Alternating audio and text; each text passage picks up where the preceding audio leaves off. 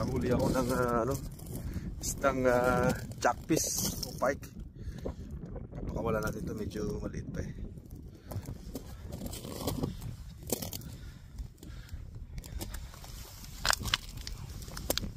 Ay, tigas na.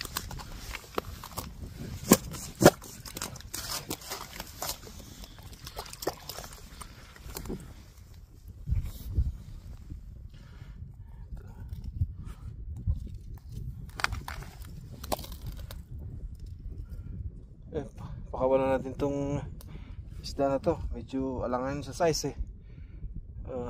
Ito yung isdang jackfish o pike kung tawagin dito. So, ito pakawalan natin.